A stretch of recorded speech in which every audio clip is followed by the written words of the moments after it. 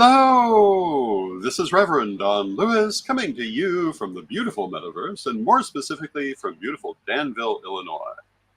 And I thought that our regular Wednesday guest, Chris Copeland, was still on vacation this week. She is not, so she is joining us. Welcome, Chris.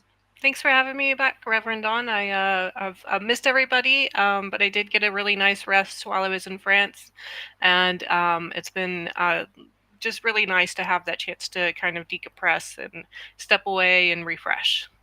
France was definitely the place to be this last few days. Yes, it was. So I stayed out of that area as much as possible. We stayed mostly in Normandy. So we visited a D-Day beach. We visited a beautiful castle that Disney used in the design of the castle from Tangled. And just had a lovely time going around hiking and enjoying the farm that we were staying on. Wonderful. I don't know if you, well, I can't imagine that you were watching Midday with Reverend Don on your vacation, but the last several days I've been talking about the Paris Olympic opening and had lots to say about the little blue man. Personally, I thought it was far from the best Olympic opening, but in many ways very nice. Yeah, absolutely. It's nice to see that pagan representation there and Yeah, kind of harkening back to those roots of the Olympics as well. And always nice to see the Christians getting their panties in a bunch over something that is completely unrelated to them. So it was pretty interesting, yeah, and the political aspects of it are what I've been talking about. Why it's not a mistake but a technique. yeah. And hello to Cassandra in the chat room. It's good to see you. Hi, Cassandra. Good to see you. We are going to be doing mini readings today, but we're also going to be talking. Hello to Linda in the chat room. Hi, Linda. Good to see you as Um, well. yeah, and as you know, if you follow Midday with Reverend Don, you can type your questions or comments on whatever platform you're watching on. They will show up here in the chat room as is happening. Um, yeah, it's been an interesting few days. To me, the best Olympic opening was the 2004 Greek opening. And I don't know if you remember that, but it was like the entire history of Greece. And hello to Martin in the chat room. Hi, And they Martin. did this with a tableau vivant of people representing sculptures and pottery and other historical artifacts. And then at the very end, historical photos closer to the present day. But that one I think was the best done I've ever seen. And hello to Ed the Pagan in the chat room. Hello to Annika in the chat room. It's good to see you. Good to see you, Ed. Good to see you, Annika. Um, and we'll be talking about new things at Correllian Publishing today, as well as I say, eventually offering mini readings. Hello to Janet in the chat room. Hi, And of Janet. course, Ed the Pagan is the author of one of our newest books that we're promoting, The Witch So Wars excited. Defense Manual Volume 2, How to Win. And if you're not familiar with the Witch Wars Defense Manual Volume 1, it is the most infamous book in the pagan world.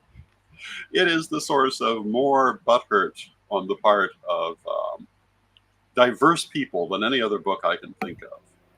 And Ed's giving that one away for free now. So, Yes. yeah, so check that out. I don't know if it's available through our website yet, but contact Ed and he'll be happy to send you a copy. Yeah. Go to his Facebook page, Ed Hubbard Facebook page, and the link is right there to get that book. It will probably later appear on my page as well, and we probably will put it up at Correllian Publishing, so Yes. you can see the original and have an idea of what Volume 2 is going to be. But 18 years have gone by since Volume 1 was written, and some of those some of the dirty tricks people used to use in Witch Wars are no longer current. People have found new dirty tricks to be remarked on, and it's not only the wars inside of our community that I believe the book is going to be dealing with, but the wider wars in the wider society, the so-called culture wars, and to understand things like I was just talking about, why the uproar over the Paris Olympic opening isn't a mistake, but a technique. That's the kind of thing this book will talk about. It will also have fascinating examples of real people. Um, so if you want to learn some of those things, it's a great book to get, and you can get it right now on CorrellianPublishing.com. It will be available for shipping more or less on Samhain, October 31st, and yeah, it will be quite the read. I'm looking forward to it. And we also have some other things that we would like to talk about today. And Chris, would you like to talk about the next one? Sure. I have a special announcement regarding Circles and Academy New Beginnings. This is Autumn Stoneflower's debut novel. So I'll share my screen here so you can check that out with me. Right here. So this cover art, thank you so much, Reverend Don, for handling this cover art for us. It's exactly what Autumn wanted, and it exactly represents the characters in the book. So we're super thrilled with how the cover art came out for this. And this is a great story for middle grade pagan kids and Wiccan kids, or those interested in paganism or Wicca. And it's a realistic fiction book. So this is not a fantasy, but it is in fact a story of coming of age for kids who are attending a pagan or Wiccan boarding school. For middle grades. And it's quite interesting because the main character that comes there is not actually pagan herself. She's Christian, but she was no longer allowed to attend her private Christian school because she is trans. And so, of course, the Wiccan school, Circles and Academy, was very welcoming to her and gave her a safe place to learn and explore and discover herself. And she has some wonderful adventures with her friends at the school. And it touches on a lot of really serious issues, but in a way that's easily accessible for kids. I just love the way Autumn wrote this, at a kid's level. But she covers things like dealing with police harassment, or dealing with a local culture or a local community that is maybe not so accepting of Wiccans and perhaps harasses them quite a bit. So I don't want to give too many spoilers with that, but those are some major themes that this book covers. And it does so in that kid-friendly, safe, and accessible way, including touching on things like trauma from the experience of Cordelia as a trans person living in and going to school in a Christian community and going to a Christian school, and how that changes, and how she heals in many ways as she goes to this Wiccan school. And the other thing I want to bring up with this is that if you take a look at our website, let me actually refresh this, because we now have the quiz on here for which Circles and Academy student are you. So I'd love to walk you through that just quickly today so you can see what it's like, what the questions are like. Does anyone in the audience, would you like to take the quiz here with us? If so, just shout out your answers and I'll pick whatever pops up at the top, and we can find out together which Circles and Academy character maybe perhaps we are as a group tonight. So first off, which element do you most identify with? Reverend Don, how about we start with you? Which one would you like to pick? Which one do you most identify with? I think people will be very curious. I should probably say air. Excellent. So we will choose air here. And if you want to take this quiz yourself, just feel free to get onto our website, Correllianpublishing.com. The quiz is completely free to take. You are more than welcome to jump on there and take the quiz. And if you decide you enjoy it, you decide you really would like to take a look at this book, or perhaps gift this book to a child in your life, we appreciate your patronage, and feel free to place that order and support Autumn on this journey as well. Autumn will be using the proceeds that she receives from this book to start a Wiccan academy, just like the one that is described in the book Circles and Academy. So just know that the proceeds for this book are going to actually create this world that you will be reading about in the book. All right. So Nug says fire. So Nugs, go ahead and track that one down on yours. But does anyone have an idea for color? What favorite color would you like to choose on this one? How about purple? Purple. That's my favorite color. All right. And our next one, what are you most likely to do for fun? Is that planting plants, being active, making art, writing? That one would definitely be mine. Making music, never the same thing twice. Are you just everywhere? Baking, reading tarot cards, reading runes, or whatever your friends are doing. I Oh, think got I it. would say art. Art. Awesome. We will put making art there. And then where can you be found? Is that in the library? Is that outside? Wherever the party's at, surrounded by fun. My room, that's the one I picked. A garden or a greenhouse, or I don't know. Out of those circumstances, I would say the library. The library, that's a good choice. That would be my second choice. What's most important to you? Is that knowing everything, being welcoming, being creative, never being bored, or I don't know? Out of those choices, being creative. Excellent. That's the one I chose as well, although being welcoming was definitely a close second with mine. Nug says his answer would have been, or their answer, I apologize, I don't actually know what your preferred pronouns are, but Nug says socialize with loved ones. What's the best way of cheering up a friend? Letting them cry on your shoulder, distract them with fun, find ways to fix their problem using logic, or feed them and make them feel comfortable. Nug Well, says they would enjoy a man cave. Good answer there. And I out, don't know. Mhm. out of those, the problem with that is it's highly individual specific, and one answer really would not speak to all friends. But out of those, I would say let them cry on your shoulder. Excellent. And good afternoon to Arlene in the chat. Good to see you. Hello, Uh, Arlene. that's Hello, a great Nugs. answer. I have to I chose for this one try to fix their problem because I tend to, since I do coaching a lot, that's typically what we do in our sessions, so it's my first instinct. But definitely just trying, also having that emotional openness and letting them, explore that and on their own and just be there supportively and quietly is also very important. So when we talk about which books we like to read, is that action, adventure, fantasy, never the same thing twice? Books, boring. I don't like that answer. Books on art, music books, books about my religion, novels, mostly nonfiction. I love to learn new things. Books on plants and gardening, or books about things most people don't believe in, or cookbooks. For me, it would be the nonfiction.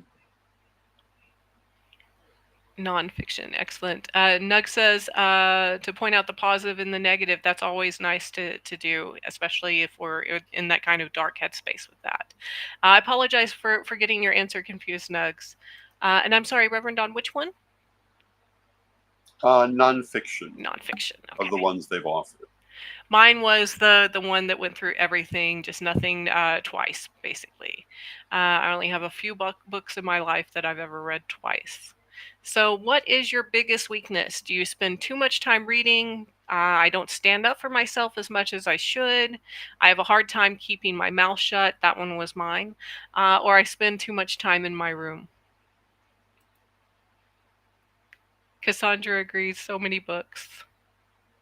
And Annika says books people don't believe in. Cassandra says all the books.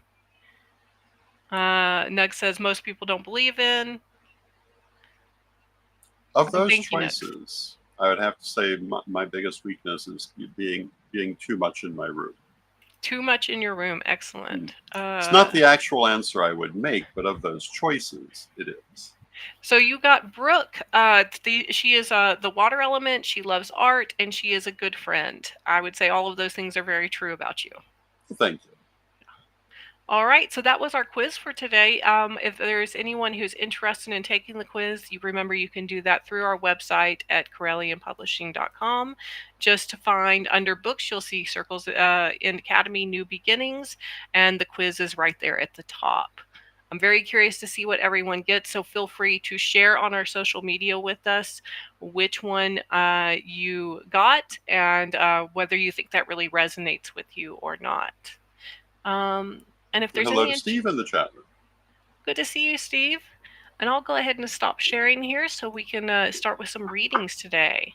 Yes, does anyone want a mini reading today? If so, let us know in the chat room. Since I advertised it, I am here to do it. Nug says their answer would have been too much time in the room at the moment, and Annika says she struggles to stand up for herself. I feel you there, Annika. I am a recovering people pleaser myself, so stay strong.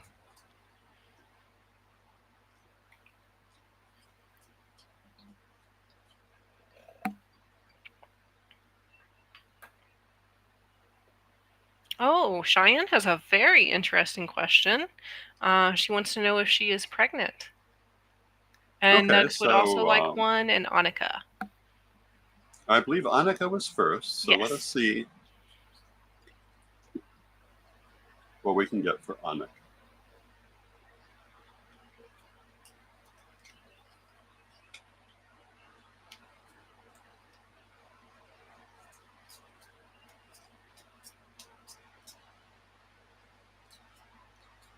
I am shuffling the cards, you just can't see it.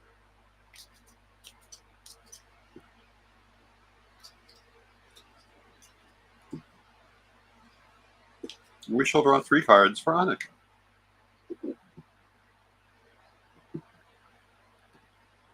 And we have drawn the 8 of Swords, Time, and the Princess of Wands. And the 8 of Swords, says that Annika may find herself either now or in the immediate future feeling held back by situations, unable to do some of the things she'd like to do. It may seem like certain doors just are not opening at this moment. It's followed by Time, and Time, Time has several messages. One of them is everything changes. Patience solves many problems. And the way to deal with that situation is to let your situations take the time they need to develop.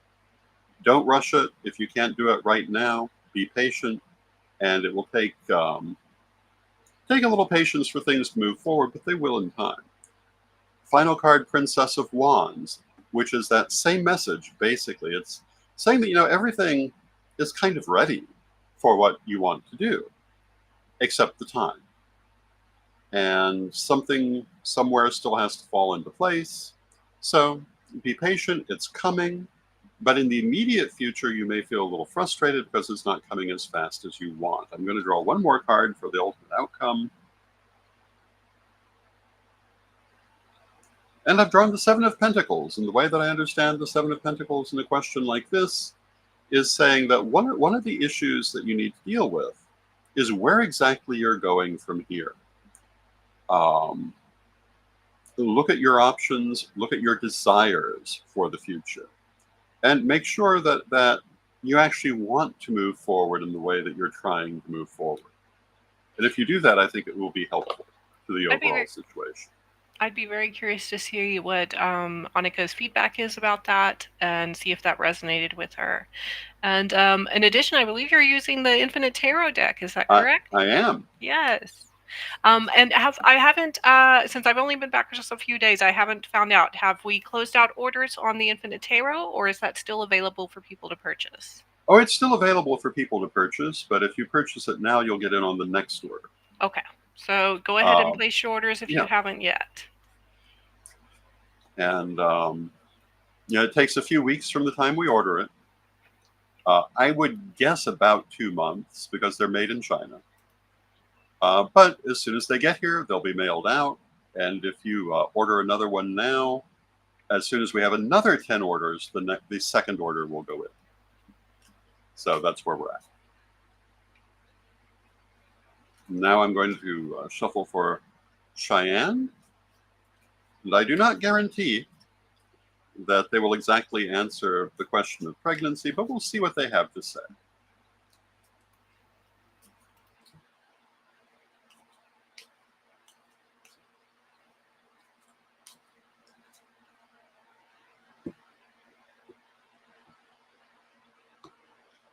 And we've drawn the Emperor, the Prince of Lamps, and the Seven of Lamps. So I'm going to tell you what these cards mean. The Emperor is once again representing the cycles of time. Part of what it says is that wherever you are now will change. Things never stay exactly the same. So be aware that you are in process of moving forward, not on some solid plateau. It's followed by the Prince of Lamps, which basically I would read as don't beat yourself up. Take the time that you need, do what you need to do for things to move forward. And the Seven of Lamps is purification. My inclination, again, without any guarantee on, you got go see your doctor. Don't trust the tarot cards for whether you're pregnant or not. But I'm inclined to say probably not at this time. But if you're seeking to be, it certainly is a possibility. But I don't think it's true right this moment.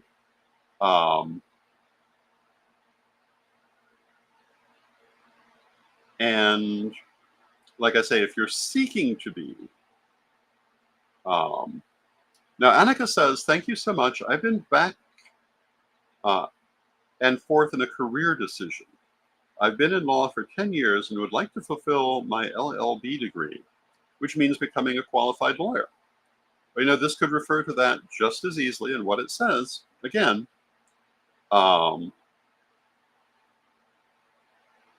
what goes up comes down, what goes down comes up. If this is not the right time will come. You need to purify things in your life, let go of the things you don't need to embrace the things you do, and don't beat yourself up over the amount of time or any other aspect of it that it takes. Let it be what it needs to be. And apply that wherever it fits. And then it was Nugs who was the next one, I believe. And then Arlene.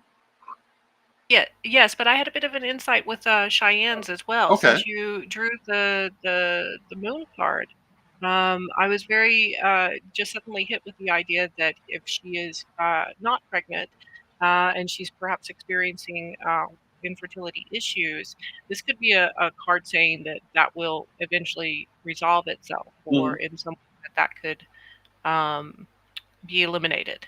So.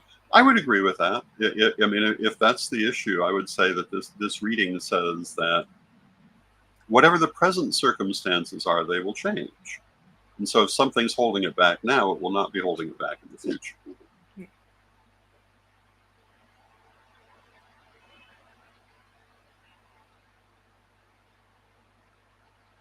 And Cheyenne says, I just wanted confirmation. And says that several other sources have said yes. Let us know in the future. And I certainly hope that if you wish to be pregnant, that you are. And if you don't, that you're not, according to what you want in your life. And now we shall shuffle for Nugs. And I do always enjoy seeing people in the chat room. And I always find it particularly nice to see a name that I haven't seen for a while. And I assume that they're probably watching but not commenting, but it's always good to see.